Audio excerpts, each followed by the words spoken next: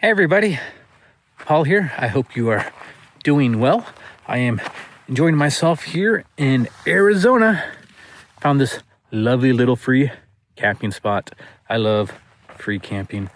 And I know I've said it before, but if you want to know how I find these free places to stay, I use iOverlander. I know that there's other ones out there. A lot of people use, I think, Camp Modium, and then there's another one. It's like a website. Maybe Camp Modium's the website, but I like iOverlander because I can use it offline. But yeah, nice free campground here in Arizona. This is a nice big site too. I got my fire pit. There's parking down there, and then got a little barbecue grill. Then where my chair is at up in the shade is technically the tent pad. This campground actually has 4 sites. The other 3 sites are pretty much walk up to, so basically you park and you got to walk up to the actual site and set up a tent or whatever.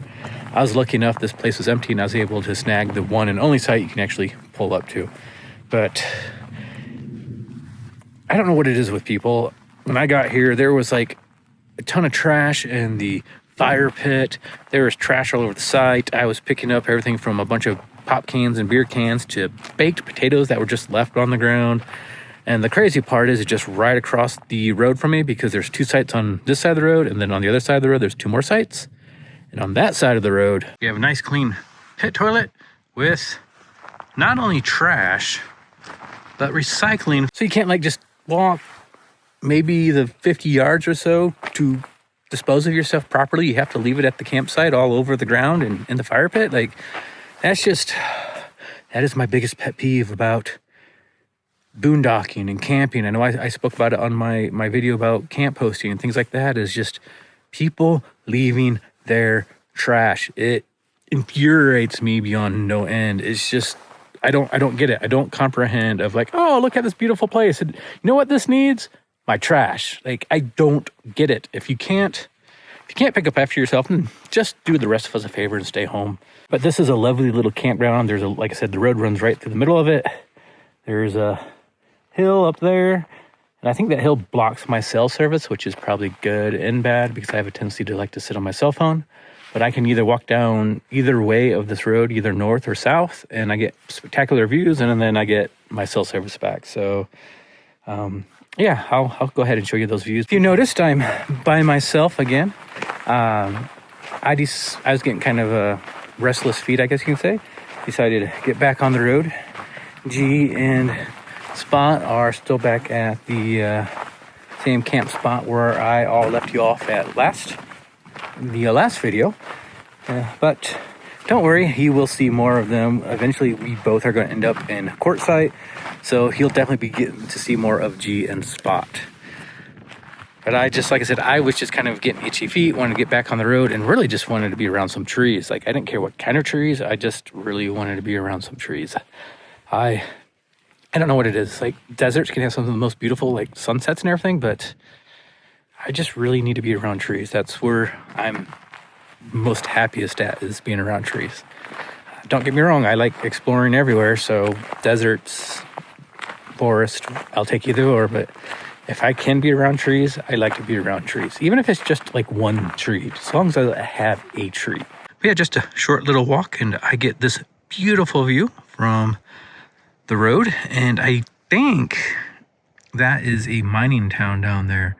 I tried looking to see exactly what town that might be, and nothing was popping up on my Apple or Google's map, and I think that might be the mine right there, but I'm not 100% positive. I'm actually not even for sure what national forest I'm in. I actually think this is just a BLM land, and I don't think they really designate the areas. At least I don't think they do. So yeah, but all I can tell you is I am officially in Arizona now. I got here yesterday. It was absolutely quiet. Didn't see anybody. Actually, I was planning on doing some boondocking at a site down the road, but someone was in that spot, and then there was someone else in the spot after them, and I just kind of kept going up this mountain road, which was a little sketch in my van. I'm definitely thankful I got those all-terrain tires, but even with those, there was certain areas that I was a little concerned about my ground clearance. But yeah, I made it up here, and I'm kind of glad I kept on going because I found this beautiful little campground. I have an emergency toilet, I guess you can call it, or a camping toilet, and I do use that, and I have used it. But if I can have access to even a pit toilet, and as long as it's clean and there's nobody else around me, yeah, I'll do that. I'll do that all day long. It's kind of like the best of both worlds. I'm in a campground with, some sort of restroom facility, while at the same time it's campground's completely empty, so I might as well be boondocking all by myself. It's like the best of both worlds. But like I said, I saw nobody yesterday. I got here about 2-ish and nobody came through. And then today I've seen maybe a handful of people. A couple of people came by on 4-wheelers. A guy came by in his SUV, and then another guy came up on a bicycle, which I was pretty impressed of. But other than that, it's been pretty quiet. It's just exactly what I like: peace and quiet, and nothing but Mother Nature. Here's just another spectacular view, and you can see the road there in the background. Zoom in there a little bit for you, and it kind of just follows the mountain up and around, and then there is a couple of switchbacks. And the road is actually also right directly below me as well. Here's kind of a section of the road I was kind of a little nervous about. As you can see, these really big ruts here in the road coming around this curve. And they kind of just go around, and then it kind of smooths out a little bit. So this is kind of like what I was talking about. I was a little nervous on with my van just because of the ground clearance. And then there's other areas where there were also like some big rocks and stuff in the road. But I just took it easy and just kind of came around more of the side of the road and just kept my eye on the horizon to make sure nobody was coming the other way, and had no issues getting up here. But it wasn't too bad. It did take me a while to get up here, but glad I got those all-terrain tires. And here is just another spectacular view right here on the curve, and I'm just a little ways from where I was last time. But yeah, honestly, I've just been kind of lazy today. I've been meaning to do some video editing. I don't know how many videos to edit, and now I'm adding another one to it. And it's, I don't know, one, sometime after one. And I haven't done anything all day. That is one of the nice things about this lifestyle, really, is you can be as lazy as you want, I guess. I guess it's good and bad, but I have went on a few little walks up and down this hill, so it's not like I've been just sitting around the entire time since I've been here. Man, I do like this. I was thinking about leaving tomorrow, but I don't know if I want to. I don't know if I want to leave tomorrow, if I want to spend one more full day up here. Oh.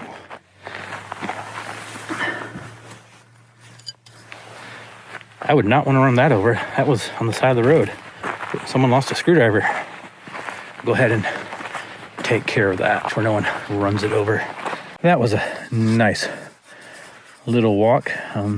However, I got back here and had to refill my water bottle and didn't realize how low I was getting on water. So I probably will be at least heading down tomorrow, if anything, to get some water. And while I'm down there, maybe some Wi-Fi somewhere.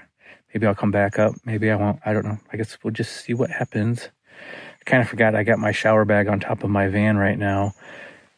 I need I got that heating up right now for I can kind of clean up a little bit later today. So yeah, that I probably put about a gallon and a half in there. So can do like, I guess, a camping shower or an army shower, whatever you want to call it. Speaking of my van and taking it down sketchy roads, it was something I was actually talking to G about while we were camping together. I was talking to him about how much I love my van. I love the gas mileage and the ease it is to drive it. It's a minivan. You can go anywhere with it.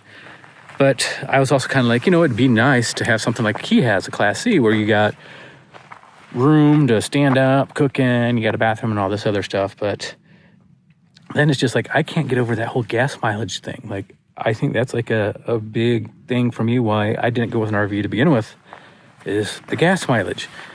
And he was saying, like, if you're okay with that, I would keep that. And he's even mentioned how he wants to downsize because he wants to be able to do the things I'm doing now, because there is no way I would have brought a Class C motorhome up to this road. There's just no way I would have done it. And that is kind of where I'm thankful for my van, because even though I know I've taken it places it probably should never have gone, it's easier to get to places like this in a vehicle like that small, than it is a big, cumbersome Class C, or even bigger Class A. Like, I had a Class A at one time, and I decided right away that once I got rid of it, I never wanted a Class A again. They're just way too big for me, and I thought maybe a Class C would be nice, but honestly, I think if I were to get rid of my minivan, I would probably go with an SUV or a 4x4 pickup truck. So like a 4x4 SUV or a 4x4 pickup truck.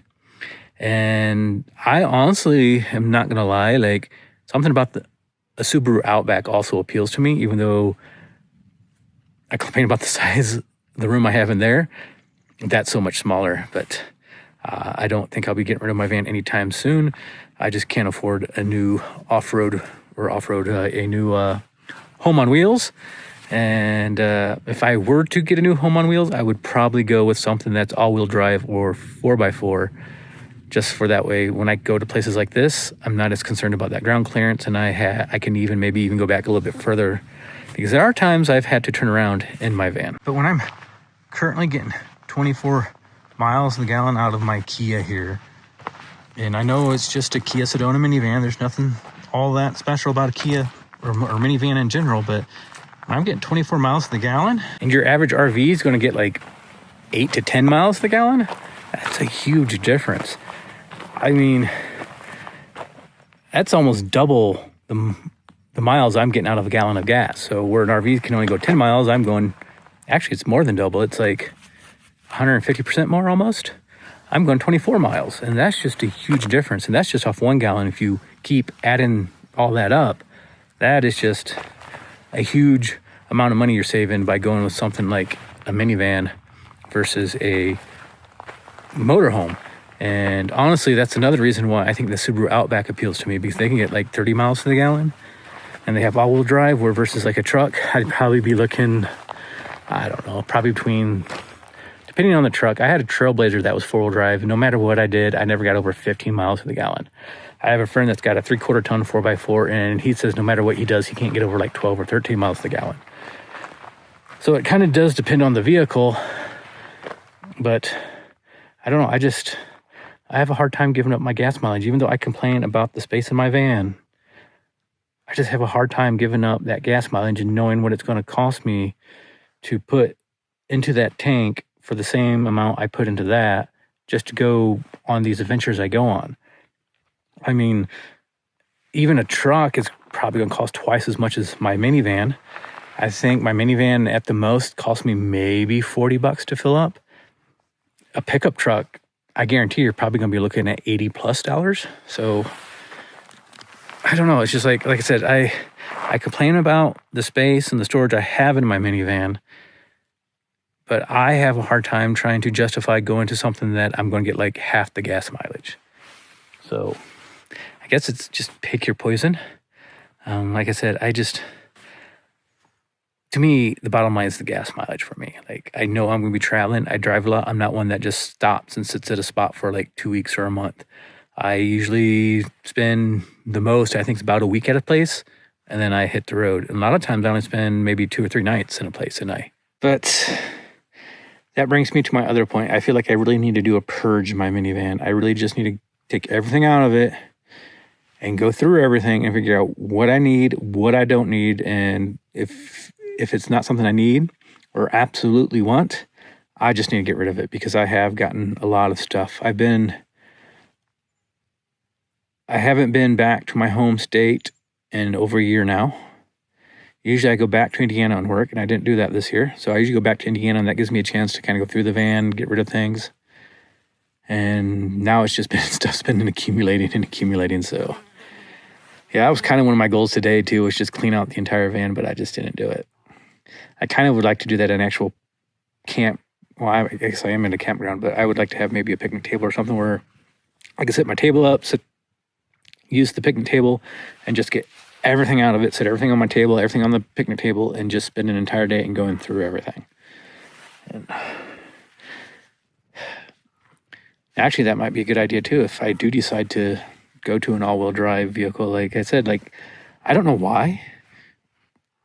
And I'm not going to be doing any of this anytime soon, so don't be expecting me to go out and jump out and buy a new vehicle. But part of me really finds the challenge of living out of something like a Subaru Outback appealing. I don't know why I find it appealing, but I find it as a new challenge.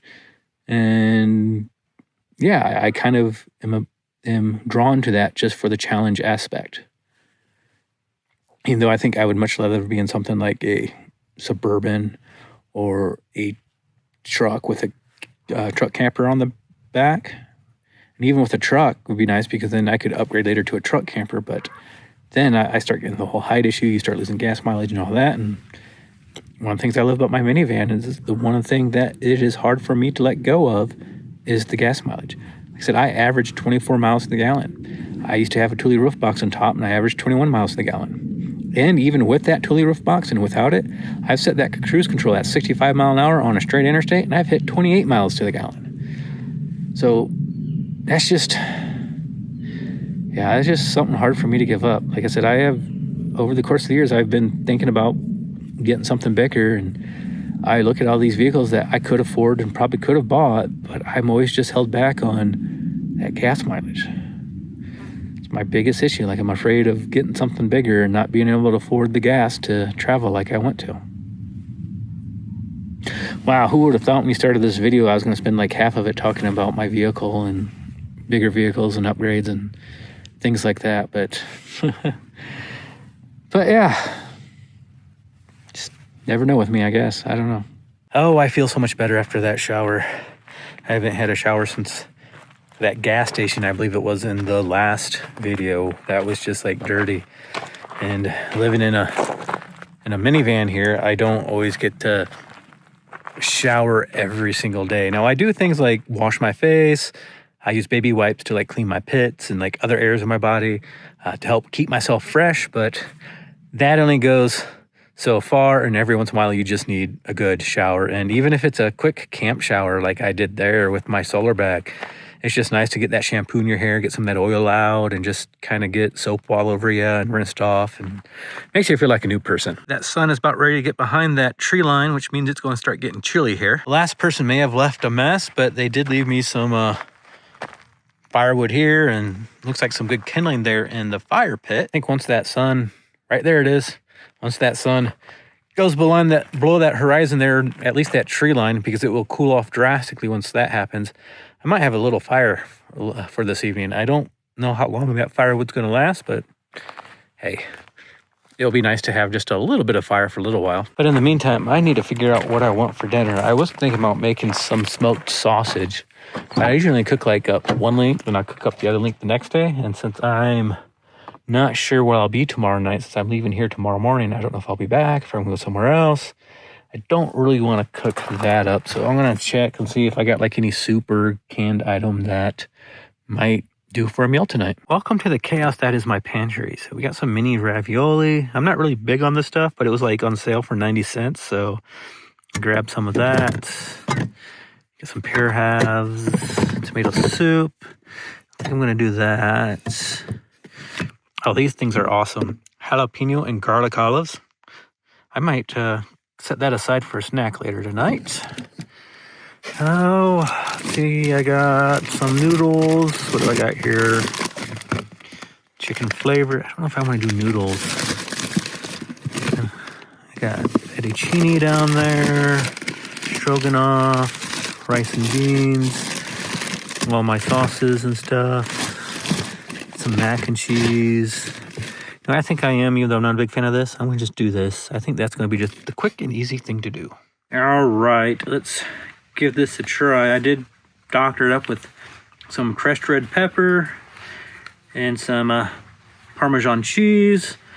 It's what I had in actually it's my condiment bag, but I think I called it my salsa bag. I got like ketchup, mustard, mayo, Taco Bell hot sauce, red pepper, and Parmesan cheese, and lots of Taco Bell hot sauce, but a little bit of everything in there.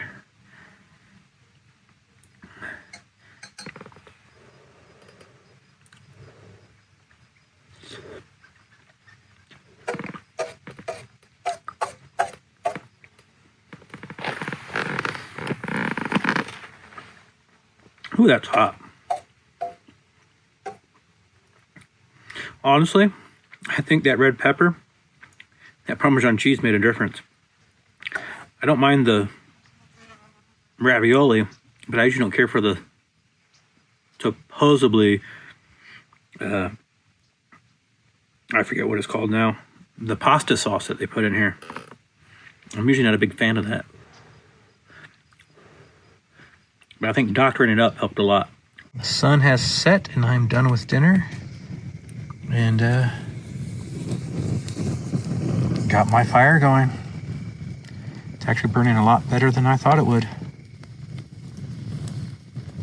And I got my jalapeno garlic olives for some snacks, as well as a nice adult beverage here. I got Steel Reserve blackberry, spiked blackberry. It's 8%, so yeah, be careful if you're drinking these. This is more than your typical beer, which is usually 3 to 5%.